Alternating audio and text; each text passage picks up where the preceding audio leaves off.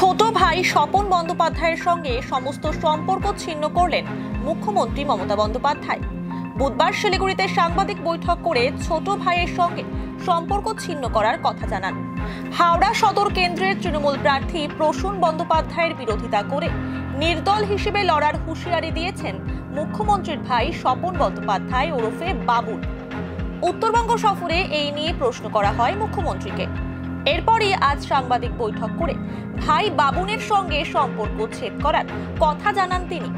এদিন মুখ্যমন্ত্রী বলেন, আমি যেদিন থেকে দল করি কোটি কোটি মানুষের সঙ্গে কাজ করি। আমার পরিবার বলে কিছু নেই। আমার পরিবার মা মাটি মানুষের পরিবার। আমাদের রক্তের সম্পর্কের পরিবারে 32 জন সদস্য। কেউ এরকম নয়, এতে সবাই ক্ষুব্ধ। আমি সরাসরি বলছি, যারা বেশি বড় হয়ে যায় তাদের লোভও বেড়ে যায়। ওকে পরিবারের সদস্য বলে আমি মনে করি না। আমার ভাই হিসেবে ওকে কেউ পরিচয় দেবেন না। আমি পরিবারতন্ত্র করি না। মানুষের পরিবারই আমার পরিবার। এখন আপনাদের আমি একটা কথা বলি, আমি শুনেছি এটা আমার কানে এসছে।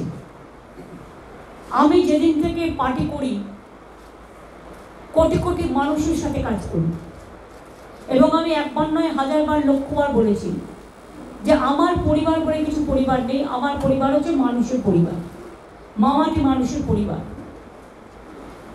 আর আমাদের পরিবারে যদি রক্তের পরিবার ধরেন, নিউ জেনারেশনদের নিয়ে, যেমন পাহাড়ে কিছুদিন আগে একটা বিয়ে হলো, আমাদের প্রায় 32 জন মেম্বার আছে পরিবারে।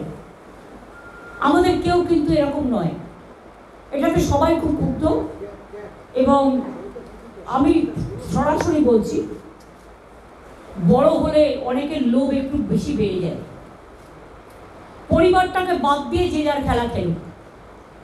আমার পরিবারের ও কোনো মেম্বার বলে আমি মনে করি না। আজ থেকে আমি সব সম্পর্ক, শুধু আমি নই, আমাদের রক্তের পরিবারেরও যারা আছে, মামাটি মানুষের পরিবারেরও যারা আছে, সমস্ত সম্পর্ক ওর থেকে ছেদ হয়ে গেল। আজ থেকে কোনো রিলেশন আমার ভাই হিসেবে কেউ পরিচয় দেবেন না। ইন্ডিভিজুয়াল নাগরিক হিসেবে আপনারা কেউ কারো পরিচয় দিতেই পারে, সেটা আলাদা ব্যাপার। কিন্তু প্লিজ দয়া করে আমার নামটা ইউজ করবেন না, বিকজ আমি টোটাল ডিসঅ্যাসোসিয়েট করে দিয়েছি আমাদের ফ্যামিলি বন্ডিং, নো রিলেশন। সুতরাং আমাদের দল যাকে প্রার্থী করেছে তিনি আমাদের প্রার্থী। প্রসূন ব্যানার্জি একজন অর্জুন অ্যাওয়ার্ডি, মনে রাখতে হবে। প্রসূন ব্যানার্জি দাঁড়ান, শৈলেন মান্না থেকে শুরু করে মোহনবাগান, এই জায়গাটা হচ্ছে হাওড়া। বিজেপি যাকে প্রার্থী করেছে তিনি আগে আমাদের প্রার্থী ছিলেন, যিনি আমাদের মেয়র ছিলেন। তিনি যেভাবে কেলেঙ্কারি করেছেন, 2000 ছেলের ভবিষ্যৎ যেভাবে চাকরি দিয়েছেন বেআইনিভাবে, কল্পনা করতে পারবেন না যদি তার সমস্ত কিছু বের করা যায়।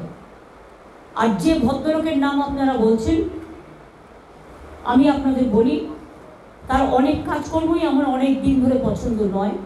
তার কারণ আমি অন্যায় কখনো সহ্য করি না, কিন্তু সবাই তো আর বাইরে সবটা বলতে পারে না। অনেক সময় বুক ফাটে তো মুখ ফাটে না। সুতরাং এই নিয়ে আমার তর্ক বিতর্কের ব্যাপার নেই। আমাদের দলীয় প্রার্থী প্রসূন ব্যানার্জি যে যেখানে ইচ্ছে যেতে পারে।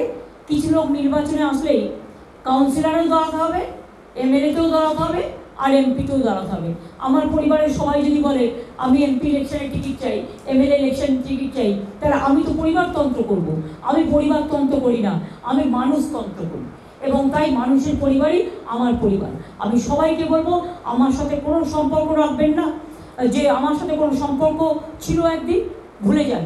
আজ থেকে কোনো সম্পর্ক থাকবে না। যে যার স্বাধীনতা নিয়ে যেখানে ইচ্ছে লড়াই করতে পারে। আমি এত লোভী লোকেদের পছন্দ করি না। শুধু আজকে নয়, প্রত্যেকটা ইলেকশনই আমাকে অনেক অশান্তি করেছে, অথচ নিজেদের ছোটবেলাটা ভুলে গেছে। আমার বলা উচিত নয়। আমি অভিষেককে বলছিলাম যে বাবা যখন মারা গেছে বয়স ছিল 2.5 বছর, আমি 45 টাকা পেতাম, দুধের ডিপোয় কাজ করে মানুষ করেছি। কিন্তু তখন থেকে আমি রাজনীতিটা করতাম বলে ওকে মানুষ করতে পারিনি।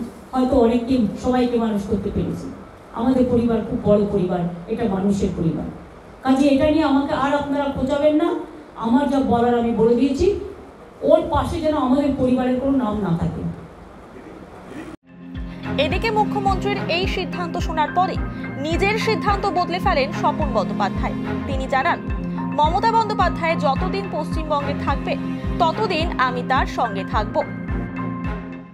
নমস্কার, আমি বাবুন বন্দ্যোপাধ্যায়। আমি নেত্রী মমতা বন্দ্যোপাধ্যায়ের ভাই। আমি বিজেপিতে যাচ্ছি, এটা একটা ফেক নিউজ। আমি বিশ্বাস করি মমতা বন্দ্যোপাধ্যায় পশ্চিমবঙ্গে যতদিন থাকবে ততদিন আমি মমতা বন্দ্যোপাধ্যায়ের সঙ্গে, নেত্রীর সঙ্গে থাকবো। এটা আমার জনগণের কাছে, সবার কাছে এই বার্তা আমি পৌঁছে দিলাম।